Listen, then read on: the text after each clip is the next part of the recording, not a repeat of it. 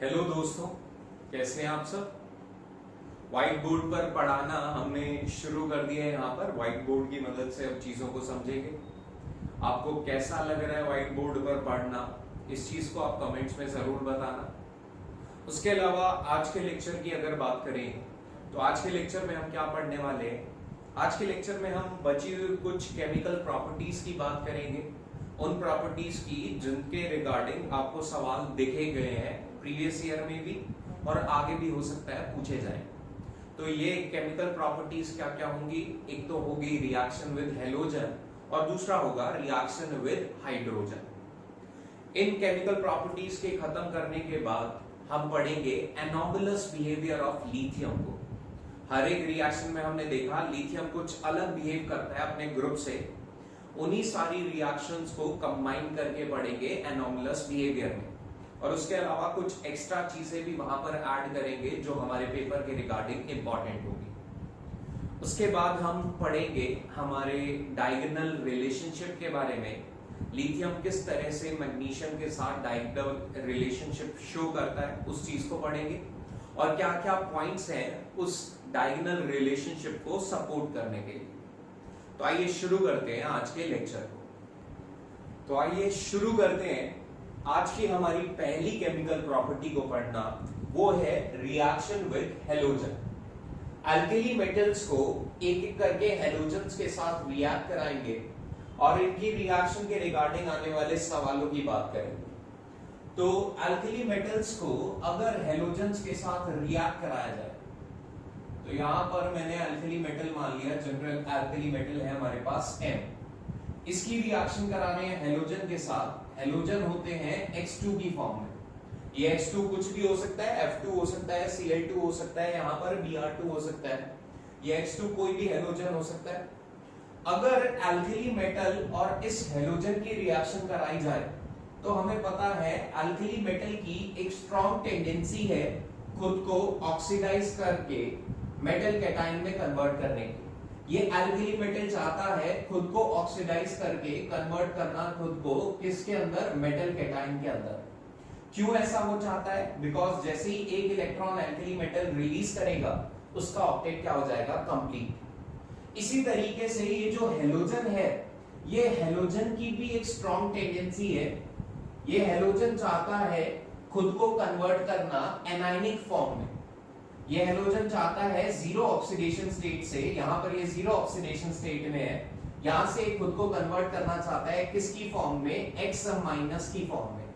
ये ऐसा क्यों चाहता है? बिकॉज हेलोजन का आपको पता है वैलेंस इलेक्ट्रॉन 7 है, एक इलेक्ट्रॉन लेते ही वैलेंस इलेक्ट्रॉन 8 हो जाएंगे, इसका भी ऑक्टेट क्या हो जाएगा, कंप्लीट हो जाएगा।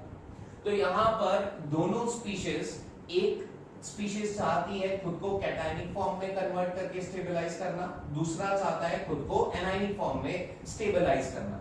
तो यहाँ पर एक सिंपल सा रिएक्शन होगा जहां पर मेटल X2 के साथ रिएक्ट करेगा, मेटल X2 के साथ रिएक्ट करेगा। बैलेंस करने के लिए अगर देखें तो यहाँ पर आएगा हाफ X2, यहाँ पर आएगा हाफ X2 और इस रिएक्शन से आपको क्या मिलने वाला है, इस रिएक्शन से मिलेगा आपको यहाँ पर एक सॉल्ट जो कि होगा MX। ये रिएक्शन होगा सिंपल सा। ये जो एनायंस और कैटायन है ये आपस में किसकी फॉर्म में रहेंगे, सॉल्ट की फॉर्म में रहेंगे, MX। अब इस सॉल्ट की अगर बात करें तो ये सॉल्ट अल्कली मेटल और हेलोजन से मिला बना हुआ ये सॉल्ट जो है ये जनरली आपको देखने को मिलेगा कि ये किस फॉर्म में होगा सॉल्ट, ये आयोनिक सॉलिड की फॉर्म में होगा। ये जो MX यहाँ पर सॉल्ट बना है ये जनरली किस फॉर्म में होगा, आपके पास आयनिक सॉलिड की फॉर्म में होगा। लेकिन इस बात के भी कुछ एक्सेप्शंस होंगी, कुछ ऐसे सॉलिड्स भी होंगे जो प्योरली आयनिक नहीं होंगे। इसके एक्सेप्शन की अगर बात करें, यहां पर इस पॉइंट के अगर एक्सेप्शंस की बात करें तो कहां पर आपको अल्कली मेटल के हैलाइड्स जो होंगे वो प्योरली आयनिक नहीं मिलेंगे। इस बात के एक्सेप्शंस की अगर बात करें तो इसका एक्सेप्शन आप देख सकते हैं, जब आपके पास केस हो लिथियम क्लोराइड का, लिथियम ब्रोमाइड का और केस हो आपके पास लिथियम आयोडाइड का। इन तीन केसेस में हमने क्या देखा कि इन तीनों केसेस में आपको प्योर आयनिक सॉलिड नहीं मिलेंगे। इन तीनों केसेस में आपको क्या मिलेगा? इन तीनों केसेस में आपको देखने को मिलेगा प्रीडोमिनेंटली आयोनिक कैरेक्टर। ये तीनों क्या है? प्रीडोमिनेंटली आयनिक है। अब आपके मन में एक सवाल आएगा, ये प्रीडोमिनेंटली आयनिक क्या होता है? प्रीडोमिनेंटली आयनिक होने का मतलब क्या है कि इनका जो लेटिस बनेगा LiCl, LiBr और Li का जो लेटिस बनेगा वो तो आयनिक है, लेकिन अगर इनकी इलेक्ट्रोनेगेटिविटी डिफरेंस को देखा जाए तो वो हमें सजेस्ट करेगी कि ये जो कंपाउंड बन रहा है वो कैसा है? कोवलेंट। वहां पर उन केसेस में जहां पर इलेक्ट्रोनेगेटिविटी डिफरेंस तो कोवलेंट को सपोर्ट करे लेकिन लेटिस आयनिक बन जाए तो वो कंपाउंड्स कैसे होते हैं? प्रीडोमिनेंटली आयनिक। अब आप यहां पर भी एक और क्रॉस क्वेश्चन कर सकते हैं कि जो लेटिस बना वो आयनिक बना, ये हमें कैसे पता लगा? तो आयनिक लेटिस के लिए एविडेंस होता है कि इन तीनों को अगर हीट करके मोल्टन स्टेट में लेके जाएं तो ये मोल्टन स्टेट में क्या करते हैं? इलेक्ट्रिसिटी कंडक्ट करने लग जाते हैं। और इलेक्ट्रिसिटी का कंडक्ट होना ही क्या शो करेगा कि ये इनिशियली लेटिस की फॉर्म में भी किस तरह से होंगे? आयंस की फॉर्म में प्रेजेंट होंगे। और आयंस की फॉर्म में प्रेजेंट होने का मतलब क्या है? इन तीनों का लेटिस कैसा होगा? आयनिक लेटिस होगा। तो यहां पर मुझे इस रिएक्शन का बेस समझ में आ गया। रिएक्शन में क्या बनेगा, बनने वाले का नेचर कैसा होगा, इस नेचर में भी क्या क्या एक्सेप्शन केसेस है। तो इस रिएक्शन विद हैलोजन में एक सवाल है जो अक्सर आप लोगों को प्रीवियस ईयर में देखने को मिलेगा। वो सवाल क्या है? वो सवाल है आपको कंपेयर करना होगा डेल्टा HF का वैल्यू, हीट ऑफ फॉर्मेशन का वैल्यू, डिफरेंट आपको एल्कली के हैलाइड्स दे रखे होंगे, एल्कली मेटल के हैलाइड्स दे रखे होंगे, उनके आपको हीट ऑफ फॉर्मेशन को कंपेयर करना होगा। अब ये कंपैरिजन कैसे करना है इस चीज को समझो। आपको मान लो यहां पर डिफरेंट क्या दे रखे हैं? एल्कली मेटल के हैलाइड्स दिए हुए हैं। जैसे यहां पर आपको दे रखा है LiX, NaX, उसके अलावा आपको यहां पर दे रखा है KX, RbX और CSX। आपको यहां पर डिफरेंट एल्कली मेटल के हैलाइड्स दे रखे हैं। इन हैलाइड्स में पहला केस मैं लेकर चल रहा हूं जहां पर आप देखेंगे कि हर एक केस में जो हैलोजन है वो सेम है। मैंने हर एक केस में जो हैलोजन माना वो X माना और ये सेम हैलोजन है। एल्कली मेटल चेंज हो रहा है लेकिन साइड में जो हैलोजन है वो सेम होगा। या तो एल्कली मेटल के सभी के फ्लोराइड्स आपको दे रखे होंगे या सभी के क्लोराइड्स दे रखे होंगे या सभी के ब्रोमाइड्स दे रखे होंगे। और इसमें आपको वो कंपैरिजन करने के लिए कहेगा डेल्टा HF का वैल्यू, हीट ऑफ फॉर्मेशन का वैल्यू। तो इस कंपैरिजन को करने के लिए आपको सबसे पहले बॉर्न-हेबर साइकिल का पता होना चाहिए। बॉर्न-हेबर साइकिल की मदद से आपको क्या पता लगेगा कि एक्चुअल में ये एल्कली मेटल के हैलाइड्स बने कैसे हैं। जैसे यहां पर अभी हमने रिएक्शन में पढ़ा कि हम यहां पर क्या कर रहे हैं? एल्कली मेटल को रिएक्ट करा रहे हैं हैलोजन के साथ। हैलोजन जनरली यहां पर आपको गैसेस फॉर्म में देखने को मिलेगा और ये एल्कली मेटल होगा सॉलिड स्टेट में। और यहां पर आपको प्रोडक्ट की फॉर्म में क्या मिल रहा है? MX सॉल्ट मिल रहा है। अब इसी MX सॉल्ट के आपको क्या करना है? डेल्टा HF का कंपैरिजन करना है। इसके लिए आपको बॉर्न-हेबर साइकिल यहां पर बनाना होगा। बॉर्न-हेबर साइकिल में सबसे पहले तो आपको ये प्रोसेस का पता लगेगा कि यहां पर मेटल जो है एल्कली मेटल, इससे मेटल कैटायन कैसे बनता है। एल्कली मेटल से मेटल कैटायन बनाने के लिए आपको सबसे पहले क्या करना पड़ेगा? ये जो सॉलिड एल्कली मेटल दिया हुआ है इसे कन्वर्ट करना होगा आपको गैसियस एल्कली मेटल में, क्योंकि एल्कली मेटल से अगर इलेक्ट्रॉन निकालना है तो वो सॉलिड स्टेट में तो पॉसिबल नहीं है। तो अब तुमने एल्कली मेटल को जब सॉलिड से गैस में कन्वर्ट किया तो जो एनर्जी तुमने यहां पर लगाई होगी उस एनर्जी को क्या बोलते हैं हम? Sublimation energy. सब्लिमेशन एनर्जी दी होगी। इसके बाद सेकंड स्टेप यहां पर क्या करोगे आप? सेकंड स्टेप में ये जो गैसियस स्टेट में एल्कली मेटल मिला, अब इससे आप इलेक्ट्रॉन निकाल सकते हो और इससे जब इलेक्ट्रॉन निकलेगा तो ये कन्वर्ट होगा M+ में कैटायनिक फॉर्म में। और इस प्रोसेस के लिए जो आपने एनर्जी लगाई उस एनर्जी को क्या बोलते हैं हम? Ionization energy. सिमिलरली अब एनायन कैसे बना इस चीज को अगर देखें तो यहां पर आपके पास X2 था गैसियस फॉर्म में। अब एनायन बनाने के लिए आपको सबसे पहले तो इस मॉलिक्यूलर फॉर्म के कंपाउंड को कन्वर्ट करना होगा एटॉमिक फॉर्म में। इस मॉलिक्यूल को एटॉमिक फॉर्म में कन्वर्ट करने का मतलब है कि यहां पर X2 को कन्वर्ट करना है X गैसियस फॉर्म में। X2 को X गैसियस फॉर्म में कन्वर्ट करने के लिए आपको कौन सी एनर्जी लगानी पड़ेगी? आपको X2 के बॉन्ड को तोड़ना पड़ेगा, यानी कि जो एनर्जी यहां पर लगेगी वो कौन सी होगी? Bond dissociation enthalpy. अब ये जो बॉन्ड डिसोसिएशन एनर्जी है ये पर मोल के लिए होती है, लेकिन हमें कितने मोल के लिए चाहिए? हाफ।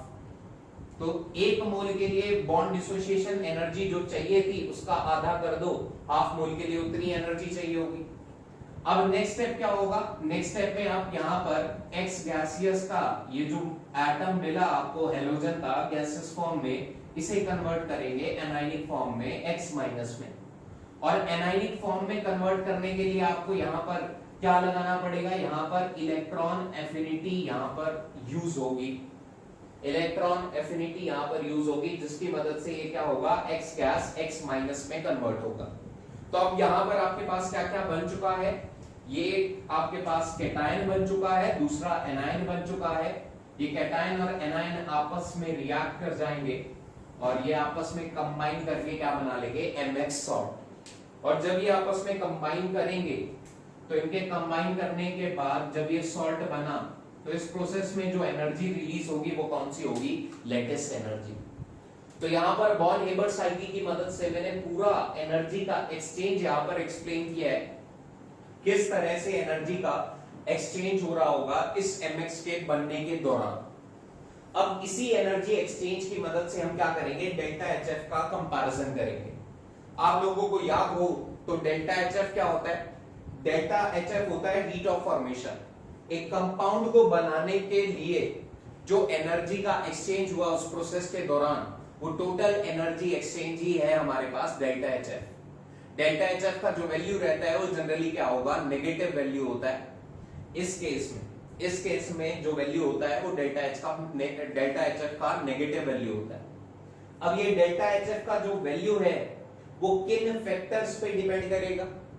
वो डिपेंड करेगा सब्लिमेशन एनर्जी पे, आयोनाइजेशन एनर्जी पे, बॉन्ड डिसोसिएशन एनर्जी पे, इलेक्ट्रॉन एफिनिटी पे और लेटिस एनर्जी पे। लेकिन अगर मैं यहां पर चीजों को थोड़ा सा सिंप्लीफाई करना स्टार्ट करूं तो मैंने एक चीज कही थी कि इन सभी सॉल्ट्स के अंदर जो अपना एनायनिक पोर्शन है वो सब में क्या है? सेम।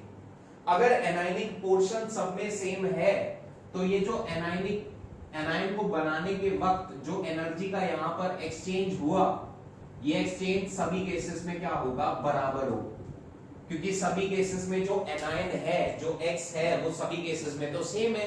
तो जो एनर्जी का एक्सचेंज यहां पर हुआ होगा एनायन को बनाने के लिए वो तो सभी केसेस में बराबर होगा। लेकिन कैटायन सब में अलग है, और कैटायन अलग है तो सब्लिमेशन एनर्जी और आयोनाइजेशन एनर्जी की वैल्यू भी अलग होगी, और कैटायन के अलग होने की वजह से यहां पर लेटिस एनर्जी भी चेंज हो रहा होगा। तो अब यहां पर डेल्टा HF को देखने के लिए, डेल्टा HF किस केस में ज्यादा होगा, इस चीज को कंपेयर कराने के लिए हमें सब्लिमेशन एनर्जी को देखना है, आयोनाइजेशन एनर्जी को देखना है और लेटिस एनर्जी को। अब इन तीनों में भी मैंने आप लोगों को बताया था कि जो सब्लिमेशन एनर्जी है वो तो सभी अल्कली मेटल के लिए ऑलमोस्ट क्या रहती है? सेम। तो ये वैल्यू भी कांस्टेंट हो गई। अगर ये वैल्यू भी कांस्टेंट हो गई तो डेल्टा HF अब दो फैक्टर्स पे डिपेंड करेगा, आयोनाइजेशन एनर्जी और लेटिस एनर्जी पे। और डेल्टा HF का वैल्यू कैसा होता है? नेगेटिव। अब इन दोनों में नेगेटिव देख लेते हैं, इन दोनों में नेगेटिव कौन सा है? लेटिस एनर्जी का वैल्यू क्या होगा? नेगेटिव। ये वो एनर्जी है जो रिलीज होगी। आयोनाइजेशन एनर्जी की अगर बात करें तो इसका वैल्यू क्या होगा? पॉजिटिव। तो अब यहां पर डेल्टा HF का नेगेटिव वैल्यू किस केस में बड़ा होगा? इस चीज के लिए अगर देखें तो ये बात दो फैक्टर्स पे डिपेंड करेगी। डेल्टा HF का वैल्यू, ये जो नेगेटिव वैल्यू है वो कब बड़ा होगा, ये बात अब अल्टीमेटली दो फैक्टर्स पे डिपेंड करेगी, आयोनाइजेशन एनर्जी और लेटिस एनर्जी। और दोनों में भी अगर देखें तो डेल्टा HF लेटिस एनर्जी के तो डायरेक्टली प्रोपोर्शनल होगा, क्योंकि ये वैल्यू भी कैसी है? नेगेटिव। और लेटिस एनर्जी भी कैसा है, नेगेटिव। लेकिन आयनाइजेशन एनर्जी की अगर बात करें तो ये आयनाइजेशन एनर्जी के क्या हो जाएगा, इनवर्सली प्रोपोर्शनल हो जाएगा।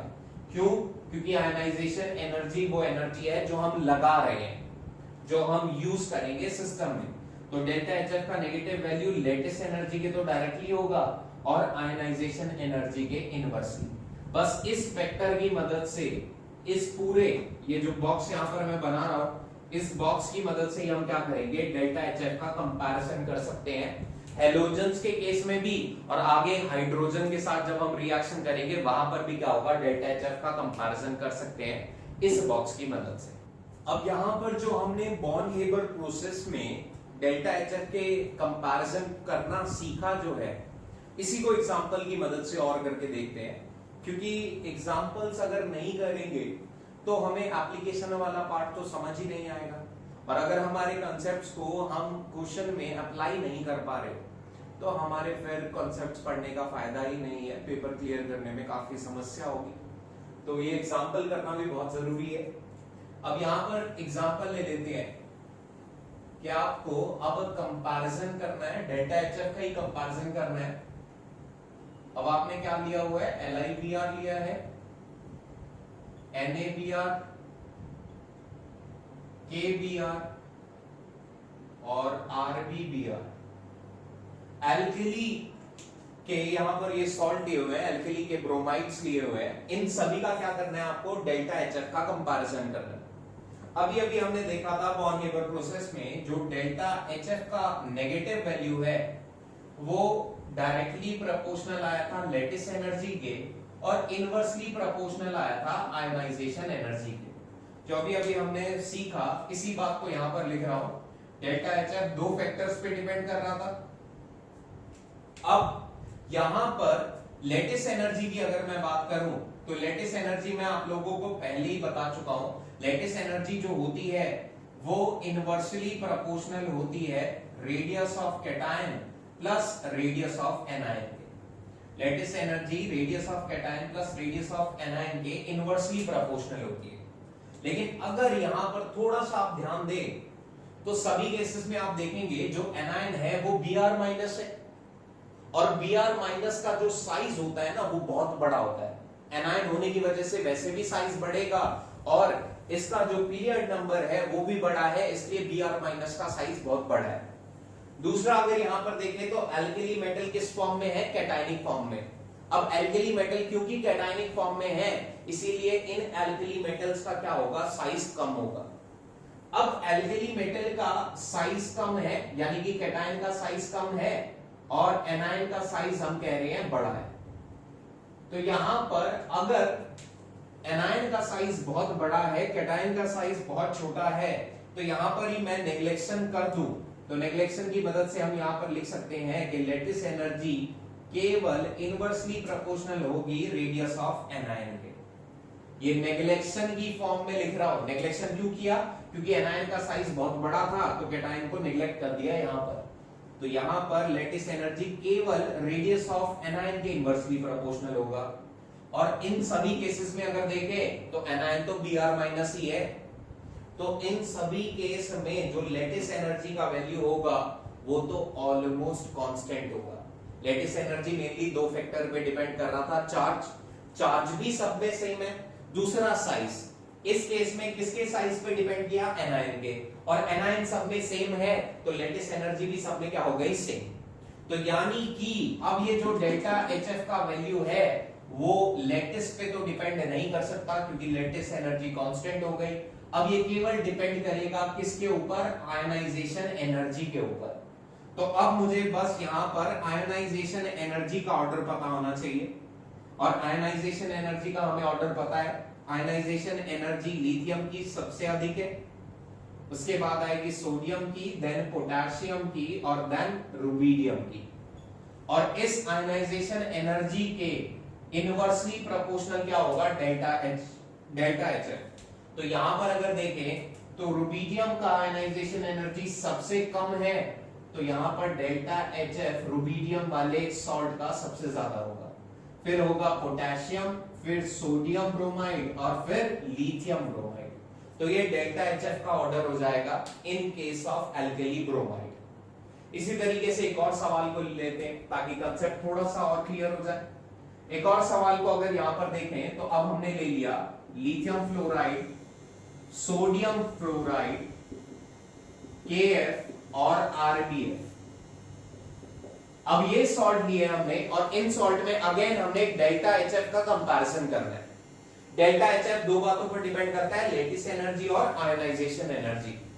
अब यहां पर इस केस में अगर लेटिस एनर्जी की बात करें तो लेटिस एनर्जी फिर से इनवर्सली प्रोपोर्शनल है radius of cation plus radius of anion के, यही बात है। अब इस केसेस में, इन सारे केसेस में अगर रेडियस ऑफ कैटायन और एनायन को देखें तो यहां पर सभी केसेस में जो एनायन है वो F माइनस है और F माइनस का जो साइज होता है वो इन बिटवीन होता है, ना तो ज्यादा बड़ा है ना ज्यादा छोटा।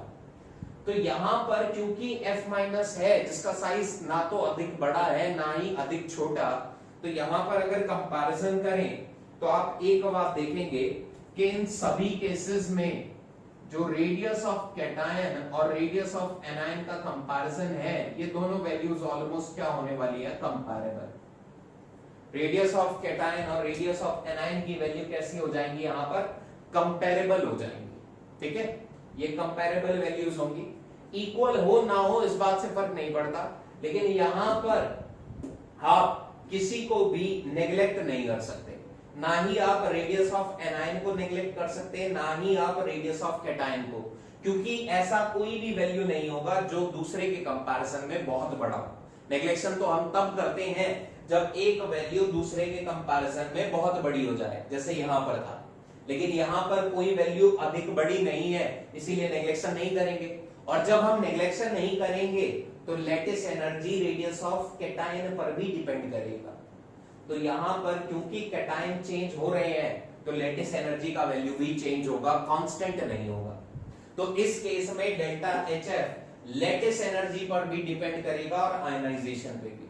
जब ऐसा फैक्टर आ जाए कि लेटिस एनर्जी भी इन्वॉल्व है और आयनाइजेशन भी इन्वॉल्व है, तब ध्यान रखना लेटिस एनर्जी हमारे लिए डोमिनेंट फैक्टर का काम करने वाली है। लेटिस एनर्जी डिसाइड करेगी डेल्टा HF का क्या कंपैरिजन होने वाला है। तो अब लेटिस एनर्जी अगर देखें तो वो तो साइज के इनवर्सली है। अब साइज किसका सबसे छोटा है, साइज सबसे छोटा है लिथियम का। तो लिथियम के केस में यहां पर क्या होगा, लेटिस एनर्जी सबसे अधिक होगी, और जहां पर लेटिस एनर्जी ज्यादा वहां पर डेल्टा HF का वैल्यू भी क्या होगा, ज्यादा। तो सबसे ज्यादा डेल्टा HF होगा lithium fluoride, then sodium fluoride, then KF, और सबसे कम किसके लिए होगा, RBF। क्यों हुआ ऐसा, क्योंकि यहां पर साइज सबसे अधिक है, लेटिस एनर्जी सबसे कम होने वाली है। तो ध्यान रखना अगर कंपैरिजन आ जाए इन ब्रोमाइड और फ्लोराइड का तो ये ऑर्डर होगा डेल्टा HF का। अब जैसे हमने हेलोजन की रिएक्शन करी एल्कली मेटल के साथ, बिल्कुल सेम रिएक्शन होता है हाइड्रोजन का। हेलोजन पर इतना टाइम इसलिए लगाया ताकि हाइड्रोजन वाला रिएक्शन हम फटाफट से कर सकें। अब फटाफट से देखें अगर हाइड्रोजन के रिएक्शन को, तो यहां पर एल्कली मेटल जब हाइड्रोजन के साथ रिएक्ट करता है तो जैसे X2 के साथ इसने रिएक्ट किया था, बिल्कुल सेम रिएक्शन होगा। यहां पर क्या बन जाएगा, MX की जगह बस MH का फॉर्मेशन हो जाएगा। बिल्कुल सेम रिएक्शन है, M प्लस H2 क्या देगा, MH। और MH क्या है, ये एक आयनिक हाइड्राइड है। जैसे वहां पर सॉल्ट जो बना था वो आयनिक था, उसी तरीके से यहां पर जो हाइड्राइड बना है वो भी कैसा होगा, आयनिक नेचर का। अब अगर इस आयनिक हाइड्राइड को आप फर्दर क्या करो, वाटर में ऐड करा दो, इसी आयनिक हाइड्राइड को वाटर के अंदर ऐड करा दो, तो यहां पर जैसे इसमें वाटर डालोगे तो आपको वापस से क्या मिल जाएगा, एक तो मिलेगा मेटल का हाइड्रोक्साइड प्लस हाइड्रोजन गैस आपको वापस मिल जाएगी। तो ये ओवरऑल रिएक्शन है, बिल्कुल सेम रिएक्शन है जैसे हेलोजन वाले का था। इस पे भी फटाफट से इसके कंपैरिजन का सवाल कर लेते हैं जो हमने हेलोजन वाले केस में किया। सेम सवाल यहां पर भी वो पूछेगा आपसे वो कंपेयर करवाएगा डेल्टा HF की वैल्यूज, आपसे वो यहां पर कंपैरिजन करवाएगा डेल्टा HF की वैल्यूज। क्या क्या वो देगा, आपको वो लिथियम हाइड्राइड दे देगा, सोडियम हाइड्राइड KH RBH दे देगा और पूछेगा डेल्टा HF का कंपैरिजन करो। अब इस कंपैरिजन में याद रखना फिर से कहानी बिल्कुल सेम है। डेल्टा HF दो बातों पर ही डिपेंड करेगा अभी भी। डेल्टा HF एक तो इनवर्सली प्रोपोर्शनल होगा आयनाइजेशन एनर्जी के और दूसरा डायरेक्टली प्रोपोर्शनल होगा लैटिस एनर्जी के। कंपैरिजन के लिए फैक्टर सेम है। अब इस फैक्टर में अगर लैटिस एनर्जी को ध्यान दे, लैटिस एनर्जी को मैं पहले क्यों देखता हूं, because lattice energy he dominant factor है, तो पहले लैटिस को देखना है। लैटिस एनर्जी हमने देखा है वो इनवर्सली प्रोपोर्शनल होती है radius of cation plus radius of anion के, ये कहानी है। अब रेडियस ऑफ कैटायन और एनायन का अगर कंपैरिजन करें तो आप लोग यहां पर ध्यान देंगे कि जो एनायन है वो H माइनस है और H माइनस का जो साइज होता है ना वो तो Br माइनस के आसपास का होता है, और मैं कहूंगा एग्जैक्टली अगर बात कहें तो Br माइनस से भी हल्का सा बड़ा साइज होता है H माइनस का। तो H माइनस जो एनायन है उसका साइज यहां पर क्या होगा, बहुत बड़ा। और हमें पता है अगर एनायन का साइज बहुत बड़ा है, कैटायन का साइज बहुत छोटा है, तो यहां पर हम नेग्लेक्शन कर सकते हैं। और अगर नेग्लेक्शन करें तो यहां पर लेटिस एनर्जी जो होगी वो केवल डिपेंड करेगी किसके ऊपर, एनायन के साइज के ऊपर। क्यों हुआ ऐसा, बिकॉज हमारा एनायन बहुत बड़ा है, कैटायन बहुत छोटा। जो काम हमने Br माइनस के केस में किया था वही काम यहां पर भी कर रहे हैं, क्योंकि H माइनस का साइज Br माइनस से भी बड़ा है। तो लेटिस एनर्जी केवल इनवर्सली प्रोपोर्शनल होगी एनायन के साइज के, और एनायन तो सभी केसेस में सेम है, यानी कि लेटिस एनर्जी सभी केसेस में ऑलमोस्ट क्या आएगी, कांस्टेंट आ जाएगी। और लेटिस एनर्जी अगर कांस्टेंट है तो डेल्टा HF क्या होता है, आयनाइजेशन एनर्जी के इनवर्सली प्रोपोर्शनल। तो आयनाइजेशन एनर्जी का हम ऑर्डर जानते ही हैं। आयनाइजेशन एनर्जी लिथियम की सबसे ज्यादा, अगर आयनाइजेशन एनर्जी ज्यादा तो डेल्टा HF क्या हो जाएगा, कम हो जाएगा। सिमिलरली Rb के केस में आयनाइजेशन एनर्जी सबसे कम है, तो आयनाइजेशन एनर्जी कम, तो डेल्टा HF का वैल्यू क्या होगा, RbH के लिए सबसे ज्यादा। तो इस तरह से आपको रिएक्शन का भी पता चल जाएगा, और उस पर बेस जो सवाल आता है डेल्टा HF का वो भी आप यहां से कर सकते हैं। इसके अलावा अगर लेटिस एनर्जी के कंपैरिजन के सवाल आए या थर्मल स्टेबिलिटी के, तो वो तो मैं पहले जो बेसिक कंसेप्ट वाली वीडियोस थी उनमें पहले ही आपको बता चुका हूं, इसीलिए वो सॉल्युबिलिटी, थर्मल स्टेबिलिटी और लेटिस की यहां पर ज्यादा मैंने बात नहीं करी। यहां पर आपको नया कंसेप्ट डेल्टा HF का सिखाने की कोशिश की है। तो अगर वीडियो में आपको चीजें ना समझ आ रही हो ना, तो आप उसको दोबारा देखा करो, क्लियर किया करो। मैं ज्यादातर वो पॉइंट्स पिक कर रहा हूं जो अक्सर पूछे जा सकते हैं या पूछे गए हैं आपके पेपर के अंदर। अब नेक्स्ट टॉपिक जो हमें देखना है वो है एबनॉर्मल बिहेवियर ऑफ लिथियम, या फिर इसी को एनॉमलस बिहेवियर ऑफ लिथियम भी बोलते हैं। इसको हम सबसे पहले तो इसमें देखेंगे रीजंस के लिथियम का जो बिहेवियर है वो बाकी ग्रुप मेंबर से कुछ अलग क्यों है। इसके पहले तो रीजंस को देखेंगे, फिर इन्हीं रीजंस को समझते हुए एविडेंसेस की बात करेंगे कि कहां पर एक्चुअल में किन किन रिएक्शंस में हमने देखा है लिथियम को कुछ अलग बिहेव करते हुए बाकी इसके ग्रुप मेंबर्स से। तो आइए सबसे पहले बात कर लेते हैं रीजंस की। एल्कली मेटल्स में लिथियम का जो बिहेवियर है वो अलग क्यों है, इसका सबसे पहला रीजन और सबसे मेन रीजन की बात करें तो लिथियम एल्कली में सेकंड पीरियड में प्रेजेंट है। सेकंड पीरियड में प्रेजेंट होने की वजह से लिथियम का साइज जो है वो बहुत छोटा है। बाकी ग्रुप मेंबर्स इसके नीचे प्रेजेंट है, और हमें पता है पीरियोडिक टेबल में नीचे जाएंगे तो साइज का वैल्यू क्या होगा, बढ़ेगा। तो लिथियम का साइज अपने पूरे ग्रुप में सबसे छोटा होने की वजह से ही इसका एनोमलस बिहेवियर होता है, इसका बिहेवियर कुछ अलग होता है। तो सबसे पहला और सबसे मेन रीजन क्या होता है इसके एबनॉर्मल बिहेवियर का, वो है वेरी स्मॉल साइज। लिथियम का जो साइज है वो बाकी ग्रुप मेंबर्स के कंपैरिजन में बहुत छोटा है। यही मेन रीजन है।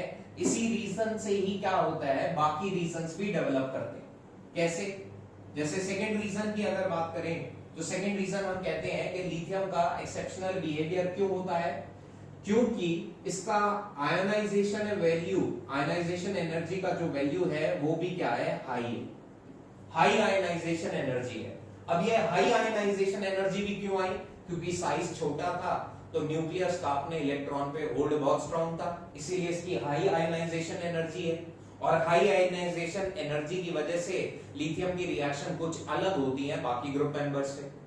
इसी तरीके से अगर मैं नेक्स्ट रीजन की बात करूं तो नेक्स्ट रीजन कहते हैं हम, जो नेक्स्ट रीजन है इसके एक्सेप्शनल बिहेवियर का, वो है high polarising power.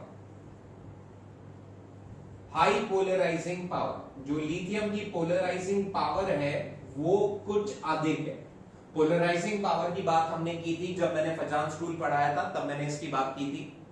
Polarising power को हम क्या कहते हैं, पोलराइजिंग पावर जो होती है वो चार्ज के डायरेक्टली प्रोपोर्शनल थी और साइज के इनवर्सली प्रोपोर्शनल।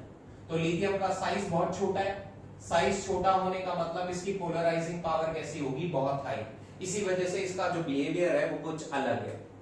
इसके अलावा नेक्स्ट पॉइंट की अगर बात करें तो नेक्स्ट पॉइंट है इसके एक्सेप्शनल बिहेवियर का, इसके पास डी ऑर्बिटल अवेलेबल नहीं है। डी ऑर्बिटल अवेलेबल ना होने की वजह से ये काफी सारी रिएक्शन में आगे जाकर हम देखेंगे पार्टिसिपेट नहीं कर पाएगा। डी ऑर्बिटल इसके पास नहीं है, सेकेंड पीरियड में अवेलेबल नहीं होता डी ऑर्बिटल, थर्ड पीरियड में जाके क्या होता है, डी ऑर्बिटल अवेलेबल हो पाता है। तो थर्ड पीरियड में सोडियम है, उसके पास भी डी ऑर्बिटल है, पोटेशियम है, उसके पास भी डी ऑर्बिटल है। तो बाकी सारे ग्रुप मेंबर्स के पास डी ऑर्बिटल है, लेकिन इसके पास डी ऑर्बिटल नहीं है। इसके बाद लास्ट पॉइंट की अगर बात करें तो यहां पर एक्सेप्शनल बिहेवियर का लास्ट पॉइंट हो सकता है कि इसके अंदर, लिथियम के अंदर जो मेटालिक बॉन्डिंग थी वो भी बहुत क्या थी, स्ट्रॉन्ग, स्ट्रॉन्ग मेटालिक बॉन्डिंग थी। ये हमने शुरू में देखा था जब हमने सॉफ्टनेस की बात की थी, तो हमने देखा था लिथियम के अंदर जो मेटालिक बॉन्डिंग है वो बहुत स्ट्रॉन्ग है। इसी वजह से ये काफी सारी रिएक्शन में क्या रहना पसंद करेगा, इनर्ट रहना पसंद करेगा, एलिमेंटल फॉर्म में रहना पसंद करेगा। तो सबसे पहले तो हमने यहां पर बात कर ली इन रीजंस की कि किन रीजंस की वजह से लिथियम क्या है, एक्सेप्शनली बिहेव कर रहा है। अब इन्हीं रीजंस को समझेंगे और बेहतर तरीके से एविडेंसेस के अंदर। कुछ प्रूफ भी तो होंगे, कुछ रिएक्शंस भी तो होंगी जहां से प्रूव होगा कि लिथियम एबनॉर्मल बिहेव करता है। तो अब उन रिएक्शंस की बात करते हैं। तो अब बात करते हैं उन रिएक्शंस की या उन एविडेंसेस की जहां पर हमें लिथियम का एक्सेप्शनल बिहेवियर देखने को मिला था। तो सबसे पहले अगर बात करें तो सबसे पहले बात करेंगे लिथियम की रिएक्शन की। लिथियम जब सबसे पहले पानी के साथ रिएक्ट किया था तो हमने यहां पर ऑब्जर्व किया था लिथियम की जो रिएक्शन होती है पानी के साथ, ये रिएक्शन स्लो थी। इस रिएक्शन के लिए जो रेट था वो बहुत कम था, ये रिएक्शन बहुत स्लो थी। इस रिएक्शन के स्लो होने के कारण की अगर बात करें तो हम जानते हैं लिथियम के लिए इसका साइज बहुत कम है और लिथियम की जो लेटिस एनर्जी है वो बहुत ज्यादा है। तो हमने कहा था लिथियम की लेटिस एनर्जी ज्यादा होने की वजह से लेटिस बहुत आराम से पानी में टूटेगा, इसीलिए रेट ऑफ रिएक्शन भी क्या था, बहुत कम था। रिएक्शन कैसी थी, स्लो। लेकिन अगर बाकी ग्रुप मेंबर्स की बात करें तो बाकी ग्रुप मेंबर में सोडियम ने फास्ट रिएक्शन शो की थी, पोटेशियम ने विगरस और रुबिडियम और सीजियम ने तो एक्सप्लोसिव रिएक्शन शो किया था। तो यहां पर भी हमने देखा था हाई लेटिस एनर्जी की वजह से, और वो हाई लेटिस एनर्जी क्यों हुई, क्योंकि साइज इसका कम है। तो इस हाई लेटिस एनर्जी की वजह से इसका एक्सेप्शनली स्लो रिएक्शन था पानी के साथ। नेक्स्ट एविडेंस की बात करें या नेक्स्ट रिएक्शन की बात करें तो नेक्स्ट रिएक्शन हमने देखा कि जब हम लिथियम को रिएक्ट कराते हैं ऑक्सीजन के साथ, तो लिथियम को जब हमने ऑक्सीजन के साथ रिएक्ट कराया था तो लिथियम ने ऑक्सीजन के साथ क्या बनाया था, लिथियम ऑक्साइड बनाया था। लेकिन जब इसके बाकी ग्रुप मेंबर्स को सोडियम को रिएक्ट कराया ऑक्सीजन के साथ तो सोडियम ने ऑक्सीजन के साथ बनाया था परऑक्साइड, रुबिडियम, सीजियम और पोटेशियम ने ऑक्सीजन के साथ बनाया था सुपर ऑक्साइड। लेकिन लिथियम इकलौता ही ऐसा एलिमेंट था जिसने क्या बनाया, सिंपल ऑक्साइड। और ऐसा सिंपल ऑक्साइड क्यों बन पाया था, अगेन इसकी लेटिस एनर्जी इतनी ज्यादा थी कि उस एनर्जी ने ऑक्सीजन को O2- में कन्वर्ट कर दिया, ऑक्साइड में कन्वर्ट कर दिया। बाकी ग्रुप मेंबर्स का लैटिस एनर्जी काफी नहीं था O2 बॉक्साइड में कन्वर्ट करने के लिए। इसी तरीके से हाई लैटिस एनर्जी के बेस पर ही एक और रिएक्शन हमने देखा था कि जब हमने लिथियम को नाइट्रोजन के साथ रिएक्ट कराया तो लिथियम नाइट्रोजन के साथ रिएक्ट करके कन्वर्ट हो गया लिथियम नाइट्राइड में, और इकलौता अपने पूरे ग्रुप में लिथियम ही था जो नाइट्रोजन के साथ मिलकर नाइट्राइड का फॉर्मेशन कर रहा था। बाकी ग्रुप मेंबर्स ने नाइट्रोजन के साथ रिएक्शन शो ही नहीं की क्योंकि बाकियों की लैटिस एनर्जी इतनी थी नहीं कि वो नाइट्रोजन को नाइट्राइड में कन्वर्ट करा सके। इसके अलावा चौथे एविडेंस की अगर यहां पर बात करें तो चौथा एविडेंस देखा गया कि जब हम लिथियम को रिएक्ट कराते हैं कार्बन के साथ तो लिथियम कार्बन के साथ रिएक्ट करके यहां पर कार्बाइड का फॉर्मेशन कर देता है। इकलौता लिथियम ही है जो अगेन इस सॉलिड कार्बन के साथ रिएक्ट करके कार्बाइड बना पा रहा है, बाकी ग्रुप मेंबर्स कार्बाइड नहीं बना पाते। और ये जो कार्बाइड बना इसकी रिएक्शन जो फर्दर होती है वो बहुत इंपॉर्टेंट है, अक्सर सवालों में आपको इसकी रिएक्शन दिख जाएगी, इस कार्बाइड की रिएक्शन। यहां पर रिएक्शन कौन सा आता है, ये जो कार्बाइड यहां पर बना इस कार्बाइड को वो आपको कहेगा कि इस कार्बाइड को आपने पानी में ऐड कराया, और पानी में ऐड जैसे ही कार्बाइड को कराओगे तो हमें एक चीज तो पता है, यहां पर हाइड्रोक्साइड का फॉर्मेशन हो। अब हाइड्रोक्साइड तो बन गया, लेकिन हाइड्रोक्साइड के साथ एक साइड प्रोडक्ट में गैस रिलीज होती है। सवाल आता है साइड प्रोडक्ट के ऊपर ही कि गैस कौन सी रिलीज होगी। ये गैस कौन सी रिलीज होगी ये बात डिपेंड करेगी इस कार्बन के ऊपर चार्ज कितना है। कार्बन के ऊपर अगर मैं चार्ज निकाल लूं तो आपको पता है एक लिथियम पे +1 चार्ज है, दो लिथियम पे कितना चार्ज होगा, +2। जब लिथियम कार्बाइड बना तो ओवरऑल तो मॉलिक्यूल न्यूट्रल ही होता है, तो अगर यहां +2 चार्ज है तो यहां पर कितना चार्ज होगा, -2। तो ये कार्बन के ऊपर इस C2 के ऊपर कितना चार्ज आ गया, -2।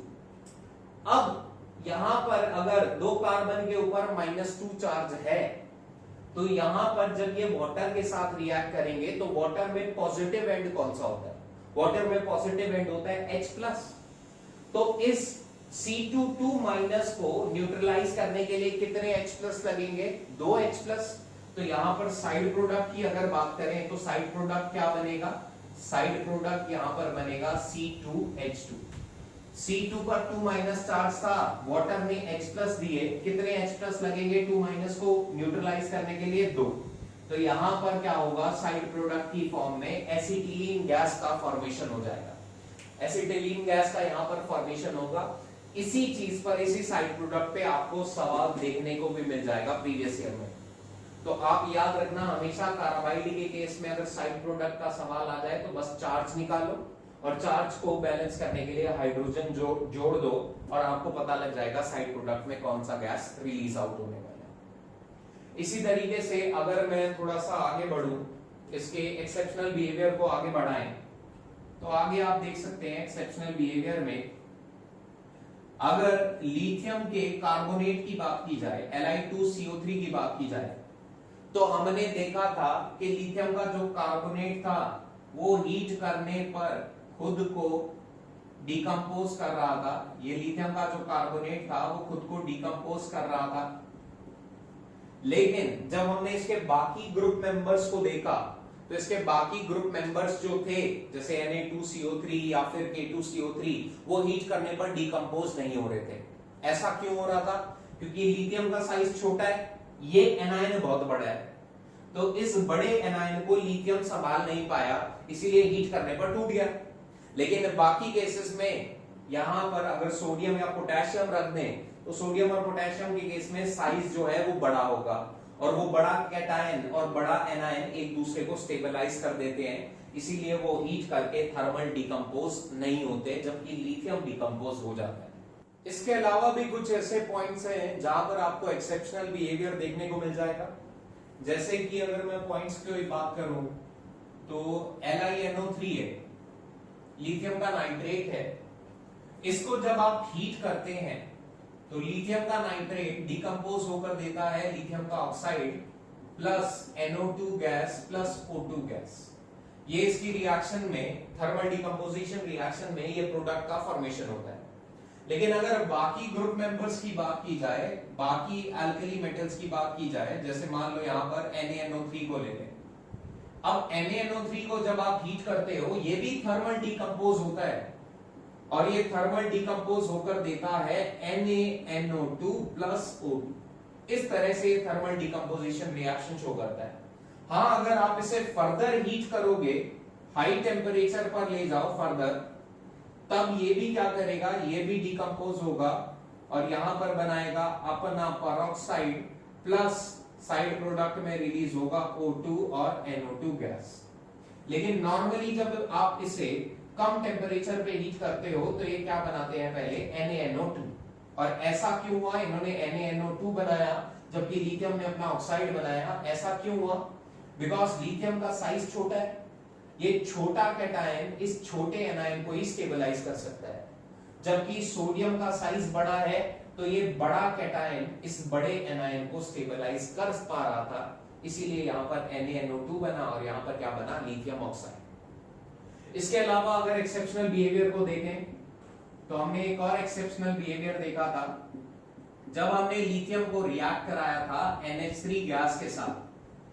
तो हमने देखा लिथियम NH3 गैस के साथ रिएक्ट करके बना रहा था वहां पर Li2NH। Li2NH का यहां पर फॉर्मेशन कर दिया था इसने, लिथियम का इमाइड बना दिया था। लेकिन अगर हम बाकी की बात करें, बाकी अल्कली मेटल्स को रिएक्ट कराएं NH3 गैस के साथ, तो बाकी अल्कली मेटल्स क्या करते हैं, यहां पर MnH2 एमाइड का फॉर्मेशन करते हैं। इकलौता लिथियम ही था जिसने अपना क्या बनाया, इमाइड। और इसका कारण क्या था, इसका कारण था इसका छोटा साइज होने की वजह से इसकी हाइड्रेशन एनर्जी ज्यादा थी और इसका रिडक्शन पोटेंशियल भी, रिड्यूसिंग नेचर भी जो था, रिड्यूसिंग नेचर भी क्या था, इसका ज्यादा था। रिड्यूसिंग नेचर ज्यादा होने की वजह से ये इमाइड बनाएगा, लेकिन बाकी अल्कली मेटल्स क्या करेंगे, यहां पर एमाइड का फॉर्मेशन करेंगे। तो ये कुछ पॉइंट्स थे इसके एक्सेप्शनल बिहेवियर पर। आई होप आप इन पॉइंट्स को समझ पाए होंगे। प्लीज बार बार इन्हें रिवाइज करते रहना ताकि आपको ये चीजें याद रहे। इनसे ही सवाल आ सकता है किसी भी पॉइंट से। अब यहां पर जो हमें टॉपिक पढ़ना है वो है डायगोनल रिलेशनशिप। डायगोनल रिलेशनशिप में हमने क्या ऑब्जर्व किया, इस पे हमने ऑब्जर्व किया कि अल्कली मेटल्स के लिथियम की जो प्रॉपर्टीज थी वो अल्कलाइन अर्थ मेटल्स में मैग्नीशियम की प्रॉपर्टीज से काफी मिल रही थी। लिथियम और मैग्नीशियम की जो प्रॉपर्टीज थी वो काफी ज्यादा एक दूसरे से मैच कर रही थी। तो सबसे पहले तो इसमें हमें ये समझना है कि ये लिथियम और मैग्नीशियम की प्रॉपर्टीज आपस में इतना मैच कैसे कर गई, और उसके बाद इसके क्या क्या एविडेंसेस हैं कि कहां पर लिथियम और मैग्नीशियम की प्रॉपर्टीज सेम हो रही है, इस चीज को देखेंगे। तो सबसे पहले रीजन को अगर समझे तो यहां पर लिथियम से मैग्नीशियम की तरफ अगर मैं मूव कर रहा हूं तो एक तो मूवमेंट मुझे करनी है अलोंग द ग्रुप 1 से ग्रुप 2 जाना है। जब मैं ग्रुप 1 से ग्रुप 2 जाऊंगा तो मुझे पता है साइज घटता है लेफ्ट टू राइट जाने पर, इफेक्टिव न्यूक्लियर चार्ज बढ़ता है और साइज घट जाता है। दूसरा मुझे क्या करना पड़ेगा, लिथियम से मैग्नीशियम की तरफ जाने के लिए मुझे यहां पर पीरियड में भी नीचे आना पड़ेगा। सेकंड पीरियड से कहां आना पड़ेगा, थर्ड। और जब मैं सेकंड से थर्ड पीरियड की तरफ जाऊंगा तो यहां पर क्या होगा, डाउन द ग्रुप जाते हुए जब पीरियड नंबर बढ़ता है तो साइज का वैल्यू भी बढ़ता है नंबर ऑफ शेल्स बढ़ने की वजह से। तो जब हमने लिथियम और मैग्नीशियम के साइज का कंपैरिजन किया तो हमने यहां पर यह बात ऑब्जर्व करी, लिथियम और मैग्नीशियम का जो एटॉमिक रेडियाई था वो क्या था, कंपैरेबल। जब हमने इन दोनों के एटॉमिक रेडियाई की बात करी तो ये जो एटॉमिक रेडियाई था इन दोनों का वो कैसा आया, कंपैरेबल। इन दोनों का एटॉमिक रेडियाई में ज्यादा फर्क नहीं था। क्यों नहीं था, इस बात को तो मैंने यहाँ पर एक्सप्लेन ही किया है, क्योंकि लिथियम से मैग्नीशियम की तरफ जाएंगे तो ग्रुप में मूवमेंट हुआ, ग्रुप में लेफ्ट टू राइट गए तो साइज एक बार घटेगा, लेकिन जब डाउन द ग्रुप जाओगे तो जितना साइज घटा था वो अपने आप ही कंपनसेट हो गया। इसीलिए लिथियम और मैग्नीशियम का एटॉमिक रेडियाई जो था वो ऑलमोस्ट कंपैरेबल था, ऑलमोस्ट सेम था। नेक्स्ट चीज की अगर बात करें तो लिथियम और मैग्नीशियम की साइज सेम होने की वजह से इनका इलेक्ट्रोनेगेटिविटी जो है वो भी सेम है। इलेक्ट्रोनेगेटिविटी में अगर मैं लिथियम की इलेक्ट्रोनेगेटिविटी की बात करूं तो लिथियम की इलेक्ट्रोनेगेटिविटी 1 है और मैग्नीशियम की इलेक्ट्रोनेगेटिविटी की अगर बात करें तो इसका इलेक्ट्रोनेगेटिविटी कितना है 1.2। तो दोनों का साइज सेम है, दोनों की इलेक्ट्रोनेगेटिविटी भी सेम है और जब इसकी पोलराइजिंग पावर को भी देखेंगे तो हमें पता है पोलराइजिंग पावर साइज पर भी डिपेंड करती है। दोनों का साइज सेम है तो पोलराइजिंग पावर भी ऑलमोस्ट क्या थी, कंपेरेबल आ गई। तो इन्हीं रीजंस की वजह से लिथियम ने जो प्रॉपर्टी शो करी वही सेम प्रॉपर्टी कौन शो कर रहा है, मैग्नीशियम भी। इसके अगर एविडेंसेस को अगर देखना है, इसकी रिएक्शन को अगर देखें तो आप इसको रिएक्शंस में भी देख सकते हो। रिएक्शंस में अगर मैं यहां पर बात करूं तो जब मैग्नीशियम ने वाटर के साथ रिएक्शन शो करी तो मैग्नीशियम ने वाटर के साथ रिएक्ट करके यहां पर हाइड्रोक्साइड बनाया और साइड प्रोडक्ट में हाइड्रोजन गैस रिलीज हुई। बिल्कुल सेम रिएक्शन है जो लिथियम ने शो करी, लेकिन ये रिएक्शन भी लिथियम की तरह ही एग्जैक्टली क्या थी, स्लो। ये रिएक्शन भी क्या था, लिथियम वाली रिएक्शन की तरह बिल्कुल स्लो रिएक्शन था। तो यहां पर भी अगर देखें तो वही प्रॉपर्टी है, वही सेम रिएक्शन हो रही है, वही रेट से हो रही है जो लिथियम वाली रिएक्शन में थी। सेकंड, अगर दोनों में सिमिलैरिटी की बात करूं तो सेकंड सिमिलैरिटी हमने देखी कि जब लिथियम ने रिएक्ट किया था NH3 गैस के साथ तो उसने इमाइड का फॉर्मेशन किया था। सिमिलरली जब मैग्नीशियम को आप रिएक्ट कराओगे NH3 गैस के साथ तो मैग्नीशियम भी यहां पर क्या करता है, मैग्नीशियम भी यहां पर इमाइड का ही फॉर्मेशन करता है। बिल्कुल लिथियम की तरह ये भी क्या करेगा, इमाइड का ही फॉर्मेशन करेगा। नेक्स्ट अगर देखें तो नेक्स्ट था जब लिथियम ने ऑक्सीजन के साथ रिएक्ट किया था तो लिथियम ने क्या किया था, ऑक्साइड का फॉर्मेशन। सिमिलरली अगर मैग्नीशियम को आप O2 के साथ रिएक्ट कराओगे तो मैग्नीशियम भी O2 के साथ क्या बनाएगा, सिंपल ऑक्साइड का फॉर्मेशन कर देगा। उससे नेक्स्ट अगर एविडेंस को देखें तो उससे नेक्स्ट आप ये भी देख सकते हो, जब मैग्नीशियम कार्बोनेट को आप हीट करोगे, जैसे अभी लिथियम कार्बोनेट को हमने हीट किया था तो लिथियम कार्बोनेट टूट कर देता है लिथियम ऑक्साइड और कार्बन डाइऑक्साइड गैस। उसी तरीके से मैग्नीशियम कार्बोनेट को अगर आप हीट करोगे तो ये हीट करके थर्मली डिकम्पोज हो जाएगा मैग्नीशियम ऑक्साइड और रिलीज करेगा CO2 गैस। इसी तरीके से आप और भी एविडेंसेस अगर देखें तो जो जो रिएक्शन लिथियम ने शो करी वैसे वैसे ही रिएक्शन कौन शो कर रहा है, मैग्नीशियम। इसी रिलेशनशिप को हमने क्या नाम दिया है, डायगोनल रिलेशनशिप। तो आई होप आपको इस लेक्चर में पढ़ाई हुई चीजें समझ आ रही हो। कोई भी डाउट है तो कमेंट करें और साथ ही साथ मुझे बताना भी अगर व्हाइट बोर्ड में भी कोई चेंजेस आप चाहते हो, यहाँ पर आपको कैसा फील हो रहा है उस चीज को आप कमेंट्स में भी बताना। अगर ये वीडियोस आपको पसंद आ रहे हो तो प्लीज लाइक करें और सब्सक्राइब करें इस चैनल को। थैंक यू दोस्तों, स्टे होम स्टे सेफ।